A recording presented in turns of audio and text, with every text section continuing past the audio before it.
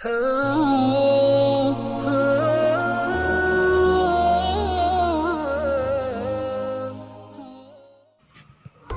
اللہ الرحمن الرحیم۔ ناظرین کرام، السلام علیکم ورحمۃ اللہ وبرکاتہ۔ معزز سامعین، آج کی اس نئی ویڈیو میں ہم آپ کو بتائیں گے شداد کون تھا اور اس نے دنیا میں جنت کیوں بنائی تھی اور اس کا انجام کیا ہوا۔ ناظرین کرام، قوم ارم کا تعلق قوم عاد سے تھا اور وہ ارم نام کی بستی کے رہنے والے تھے۔ وہ بستی بڑے بڑے ستونوں والی تھی۔ عماد جمع ہے عمد کی اور عمد کے معنی ہے ستون کے۔ عاد کے نام سے دو قومیں گزری ہیں، ایک کو عاد قدیمہ یا عاد ارم کہتے ہیں۔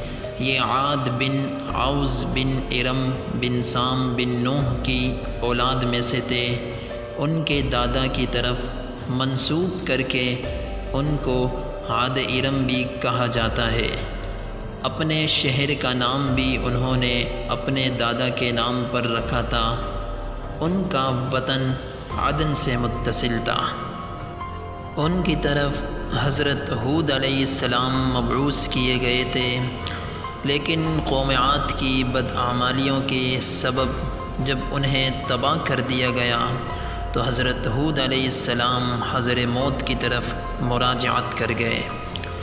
ان کی رہائش احقاف کے علاقے میں تھی۔ حضرت ہود علیہ السلام کی وفات یہیں پر ہوئی۔ احقاف میں بسنے والی اس قوم نے بہت ترقی کی۔ اللہ تعالیٰ نے اس قوم کو غیر معمولی قد و قامت اور قوت عطا فرمائی تھی۔ ان میں ہر شخص کا قد کم از کم 12 گز کا ہوتا تھا۔ طاقت کا یہ حال تھا کہ بڑے سے بڑا پتھر جس کو کئی آدمی مل کر بھی نہ اٹھا سکے، ان کا ایک آدمی ایک ہاتھ سے اٹھا کر پھینک دیتا تھا۔ یہ لوگ طاقت و قوت کے بل بوتے پر پورے یمن پر قابض ہو گئے۔ اس قوم کے دو بادشاہ خاص طور پر ان میں بہت جاہ و جلال والے ہوئے۔ وہ دونوں بھائی تھے، ایک کا نام شدید تھا جو بڑا تھا، دوسرے کا نام شداد تھا جو اس کے بعد تخت نشین ہوا۔ یہ دونوں وسیع علاقے پر قابض ہو گئے اور بے شمار لشکر و خزانے انہوں نے جمع کر لیے۔ شداد نے اپنے بھائی شدید کے بعد سلطنت کی رونق و کمال کو عروج تک پہنچایا۔ دنیا کے کئی بادشاہ اس کے باج گزار تھے۔ اس دور میں کسی بادشاہ میں اتنی جرأت و طاقت نہیں تھی کہ اس کا مقابلہ کر سکے۔ اس تسلط اور غلبہ نے اس کو اتنا مغرور و متکبر کر دیا کہ اس نے خدائی کا دعویٰ کر دیا۔ اس وقت کے علماء و صالحین نے جو سابقہ انبیاء کے علوم کے وارث تھے اسے سمجھایا اور اللہ کے عذاب سے ڈرایا تو وہ کہنے لگے جو حکومت و دولت اور عزت اس کو اب حاصل ہے، اس سے زیادہ اللہ تعالیٰ کی عبادت کرنے سے کیا حاصل ہوگا۔ جو کوئی کسی کی خدمت اور اطاعت کرتا ہے یا تو عزت و منصب کی ترقی کے لیے کرتا ہے یا دولت کے لیے کرتا ہے۔ مجھے تو یہ سب کچھ حاصل ہے، مجھے کیا ضرورت کہ میں کسی کی عبادت کروں۔ حضرت ہود علیہ السلام نے بھی اسے سمجھانے کی بہت کوشش کی، لیکن اس کی سمجھ میں کوئی بات نہیں آئی۔ سمجھانے والوں نے یہ بھی کہا کہ یہ حکومت اور دولت ایک فانی چیز ہے، جبکہ اللہ تعالیٰ کی اطاعت میں اخروی نجات اور جنت کا حصول ہے، جو دنیا کی ہر دولت سے بہتر اور زیادہ قیمتی ہے۔ اس نے پوچھا، یہ جنت کیسی ہوتی ہے؟ اس کی تعریف اور خوبی بتاؤ۔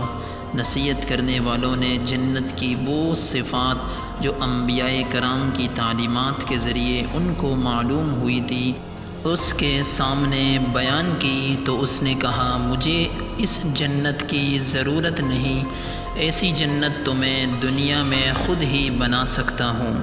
چنانچہ اس نے اپنے افسروں میں سے 100 معتبر افراد کو بلایا، ہر ایک کو 1000 آدمیوں پر مقرر کیا اور تعمیر کے سلسلے میں ان سب کو اپنا نقطۂ نظر اور پسند سمجھا دی۔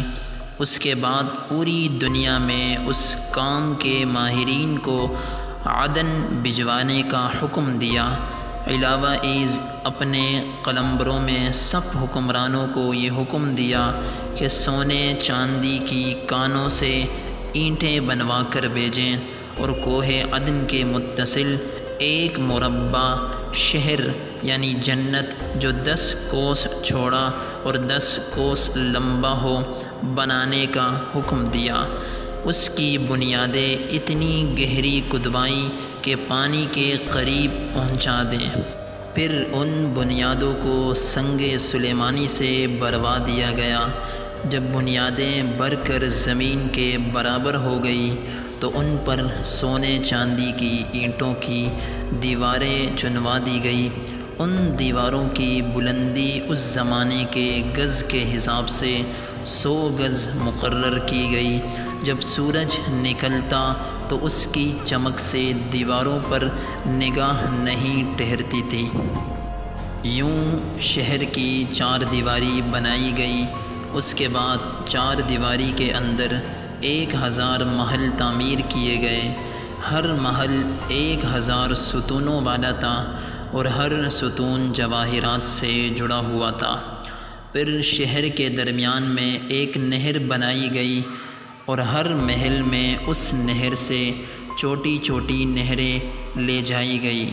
ہر محل میں حوض اور فوارے بنائے گئے۔ ان نہروں کی دیواریں اور فرش یاقوت، زمرد، مرجان اور نیلم سے سجا دی گئی۔ نہروں کے کناروں پر ایسے مصنوعی درخت بنائے گئے جن کی جڑیں سونے کی، شاخیں اور پتے زمرد کے تھے۔ ان کے پل موتی، یاقوت اور دوسرے جواہرات سے بنوا کر ان پر ٹانگ دیے گئے۔ شہر کی دکانوں اور دیواروں کو مشک و زعفران اور عنبر و گلاب سے خوشبودار کیا گیا۔ یاقوت اور جواہرات کے خوبصورت پرندے چاندنی کی اینٹوں پر بنوائے گئے جن پر پہرے دار اپنی اپنی باری پر آ کر پہرے کے لیے بیٹھتے تھے۔ جب تعمیر مکمل ہو گئی تو حکم دیا کہ سارے شہر میں ریشم کے قالین بچھا دیے جائیں۔ پھر نہروں میں سے کسی کے اندر میٹھا پانی، کسی میں شراب، کسی میں دودھ اور کسی میں شہد و شربت جاری کر دیا گیا۔ بازاروں اور دکانوں کو بہترین پردوں سے آراستہ کر دیا گیا اور ہر پیشہ و ہنر والے کو حکم ہوا کہ اپنے اپنے کاموں میں مشغول ہو جائیں۔ 12 سال کی مدت میں یہ شہر جب اس سجاوٹ کے ساتھ تیار ہو گیا تو تمام امراء اور ارکان دولت کو حکم دیا کہ سب اسی میں آباد ہو جائیں۔ پھر شداد خود اپنے لاؤ لشکر کے ہمراہ انتہائی تکبر اور غرور کے ساتھ اس شہر کی طرف روانہ ہوا۔ بعض علماء اور صالحین کو بھی ساتھ لیا اور راستے بھر ان سے تمسخر کرتے ہوئے ان سے کہتا رہا، ایسی جنت کے لیے تم مجھے کسی اور کے آگے جھکنے اور ذلیل ہونے کا کہہ رہے تھے، میری قدرت و دولت تم نے دیکھ لی۔ جب قریب پہنچا تو تمام شہر والے اس کے استقبال کے لیے شہر کے دروازے کے باہر آ گئے۔ اس پر زمرد جواہرات نچھاور کرنے لگے۔ اسی ناز و ادا سے چلتے ہوئے جب شہر کے دروازے پر پہنچا تو روایت ہے کہ ابھی اس نے گھوڑے کی رکاب سے ایک پاؤں نکال کر دروازے کی چوکھٹ پر رکھا ہی تھا کہ اس نے وہاں پہلے سے ایک اجنبی شخص کو کھڑے ہوئے دیکھا اور اس نے اس سے پوچھا، تو کون ہے؟ اس نے کہا میں ملک الموت ہوں۔ پوچھا کیوں آئے ہو؟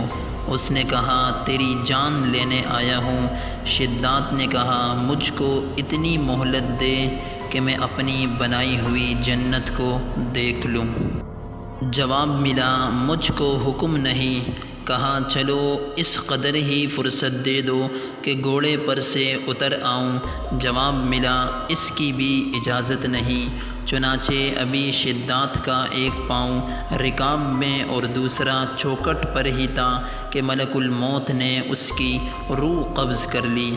پھر حضرت جبرائیل علیہ السلام نے بڑے زور سے ایک ہولناک چیخ ماری کہ اسی وقت تمام شہر ماں اپنے عالی شان سجاوٹوں کے ایسا زمین میں سمایا کہ اس کا نام و نشان تک باقی نہ رہا۔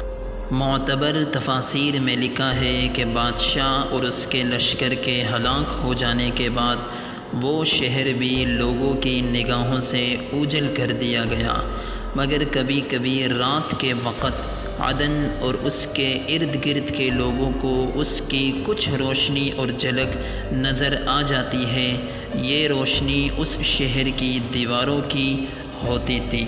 معزز سامعین، یہ تھی ہماری آج کی ویڈیو۔ اگر آپ کو ہماری ویڈیو اچھی لگی ہے تو آپ ہمارے چینل کو سبسکرائب کریں اور بیل کے بٹن کو ضرور دبائیں تاکہ ہماری ہر نئی ویڈیو بآسانی آپ کو مل سکے۔ اللہ حافظ۔ السلام علیکم ورحمۃ اللہ وبرکاتہ۔